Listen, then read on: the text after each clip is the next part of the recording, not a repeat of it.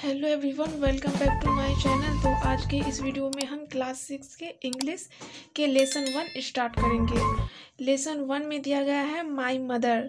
तो ये एक पोयम है। इस पोयम को हम पढ़ने से पहले इस पोयम में जो वर्ड मीनिंग दिए गए हैं पहले उसे देख लेते हैं ताकि हमें इस पोयम को समझने में आसानी हो। तो इस पोयम में जो वर्ड मीनिंग दिए गए हैं उसी को हमने यहाँ पे लिखा है। सबसे पहले ट्रबल परेशानी, हु कौन, सेट बैठ गया, वाच निहारती थी, नेचुरली प्राकृतिक, हेड सिर स्लीपिंग सो रहा, टीयर्स आंसू, स्वीट मीठा, अफेक्शन स्नेह, सेट बहाना या गिराना, वैन कब पेन दर्द, मेट बनाया गया, क्राई रोना, अपॉन के ऊपर, हैवी भारी, वेप्ट रोने लगा, फियर डर, डाई मरना, रैन भाग गया, हेल्प मदद, फेल गिर गया, सम कुछ,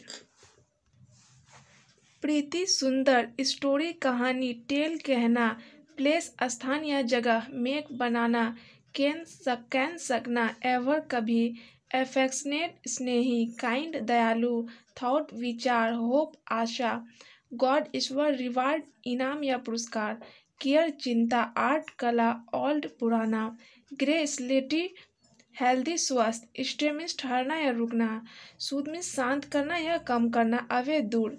तो ये वर्ड मीनिंग हमने इसलिए लिखा है क्योंकि इस पोयम में ये सब वर्ड दिए गए हैं ताकि आपको इस पोयम को समझने में आसानी हो। तो माय मदर पोयम के सबसे पहले हम वार्मर पढ़ते हैं। वेन एवर इन ट्रबल और पेन, मतलब जब कभी भी हम परेशानी या दर्द में होते हैं तो द वर्ड माँ कम्स नेचुरली टू अस।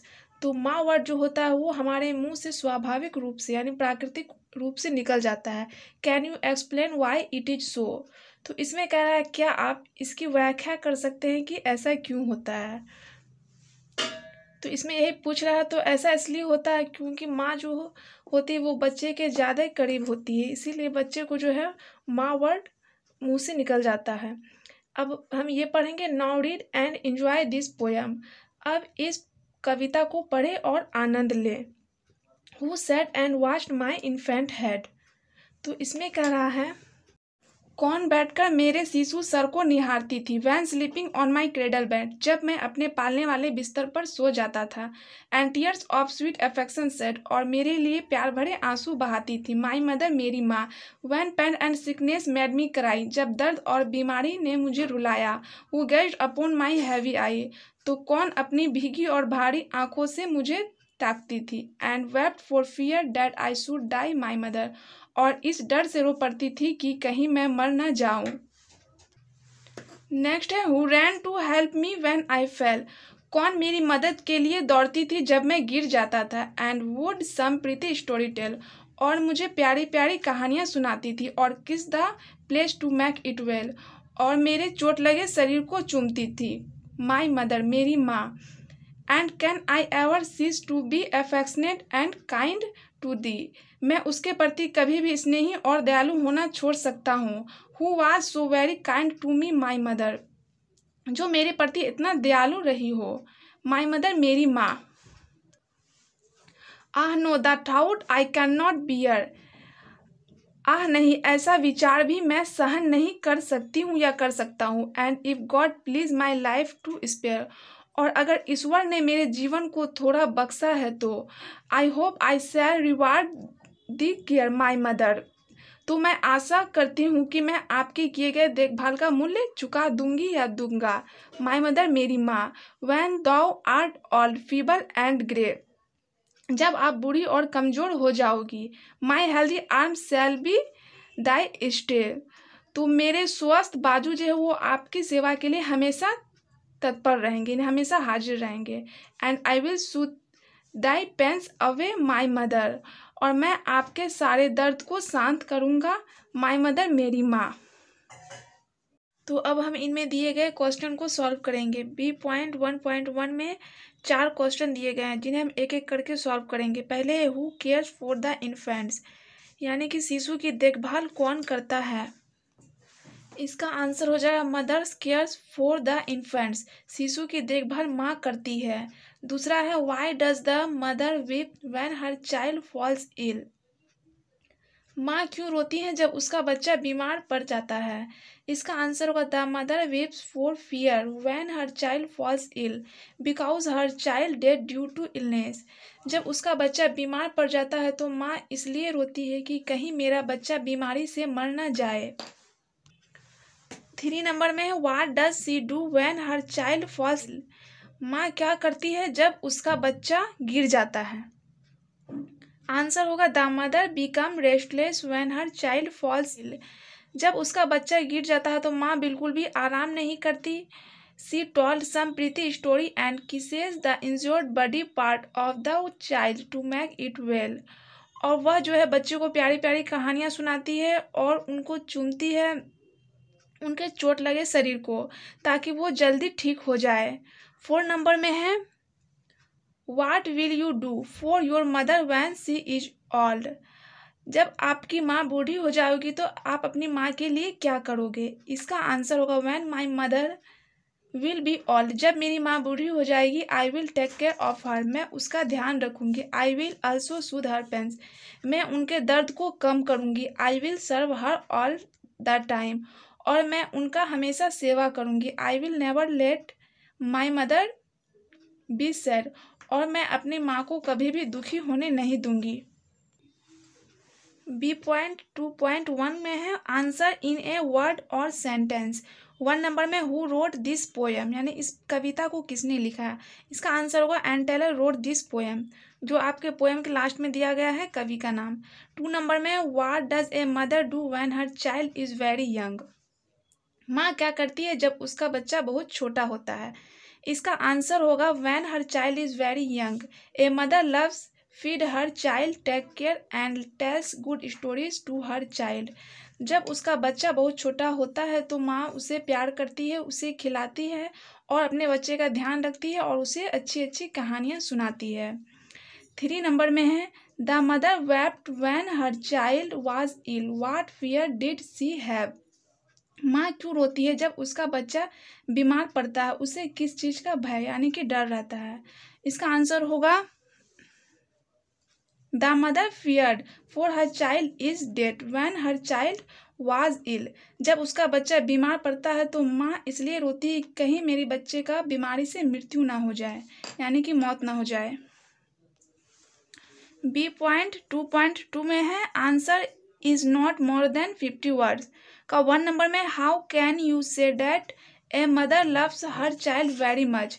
आप कैसे कह सकते हैं कि माँ अपने बच्चे से बहुत प्यार करती है? इसका आंसर होगा a mother gazes her infants her child and sets her affection on the child when her child gets इल।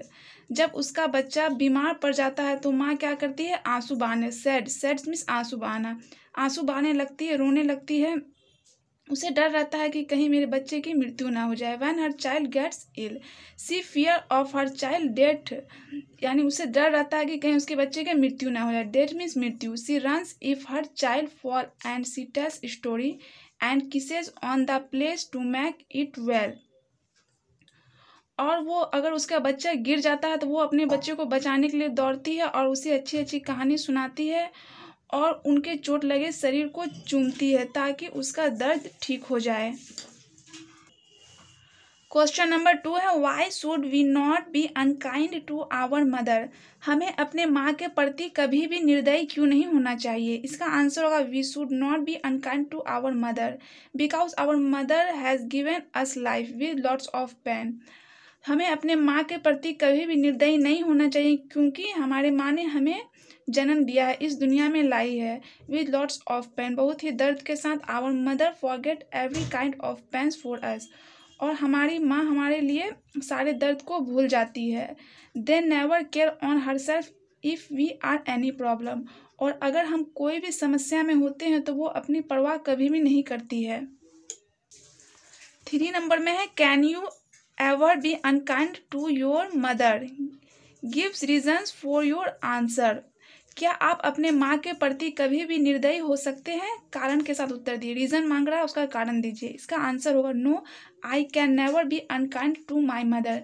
नहीं, मैं अपने माँ के प्रति कभी भी निर्दयी नहीं हो सकती हूँ या हो सकता हूँ। I have seen this world because of my mother.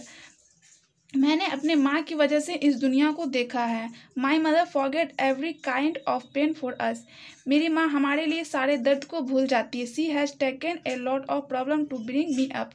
और हमारी माँ बहुत ही ज़्यादा समस्याओं का सामना करी हमें पालने में। So I can never be unkind to my mother. इसलिए मैं कभी भी अपने माँ के प्रति निर्दयी नहीं हो सकती हूँ। 4 नंबर में write any incident of your life which shows your mother's intimate affection towards you. अपने जीवन की ऐसी कोई घटना बताइए जो आपके माँ के प्रति आपके स्नेह को दर्शाता हो। इसका आंसर हो once I got fever for 7 days। एक बार मैं 7 दिन के लिए बीमार पड़ गई थी। My mother become restless. मेरी माँ बहुत बेचैन हो गई। She got very worried. उसे बहुत ज़्यादा चिंता हुई। My mother took me to the doctor. मेरी माँ मुझे डॉक्टर के यहाँ ले गई। Her hands were on my head with wetted cloth. और उसके हाथ जो थे वो गीले कपड़ों से मेरे सर पे थे। She wept for fear that I should die. और वह रोने लगी इस डर से कि कहीं मैं मर ना जाऊं। She always thinking of me. और वो हमेशा मेरे बारे में सोचती। Then I assured my mother that I was all right. तब मैंने अपनी माँ को आश्वासन यानी भरोसा दिलाया कि मैं बिल्कुल ठीक हूँ। तो हमारा क्वेश्चन टोटल कंप्लीट हो गया है। अब हम C.1 और D.1 को सॉल्व करेंगे। C.1 में go through the text again and again and find out in the text the words that have the same meaning as given below. तो यहाँ पे दिया हुआ है लव, इलनेस, लवली। तो इनमें हमें सेम मीनिंग वाला, जैसे लव मीन्स प्रेम होता है, तो उसी टाइप से मिलता जुलता वर्ड यहाँ पे लिखना है जिसका मीनिंग सेम हो। तो यहाँ पे हमने लिखा है लव का होगा एफेक्शन। एफेक्शन मतलब भी प्रेम स्नेह होता है। इलनेस मीन्स बीमारी, सिकनेस मीन्स भी बीमारी। लवली मतलब सुंदर, प्रीति मतलब भी सुंदर। दोनों का मीनिंग सेम है। अब D.1 के क्वेश्चन को सॉल्व करेंगे। Translate the following lines from the poem into your mother tongue. तो इसमें दिया गया है when pain and sickness made me cry. इसका हिंदी लिखना है। इसका होगा जब दर्द और बीमारी ने मुझे रुलाया। Who gazed upon my heavy eye. किसने मेरी भारी आंखों को निहारा। And wept for fear that I should die my mother. और इस डर के साथ रोई कि कहीं मैं मर न जाऊं मेरी माँ। तो आज हमारा क्लास 6 के इंग्लिश का चैप्टर 1 कंप्लीट हो गया। नेक्स्ट वीडियो में हम चैप्टर 2 को पढ़ेंगे। तो अगर आपको हमारा वीडियो पसंद आया है तो हमारे वीडियो को लाइक कर दें एंड चैनल को सब्सक्राइब करके बेल आइकन जरूर प्रेस कर दें। वीडियो देखने के लिए थैंक यू सो मच।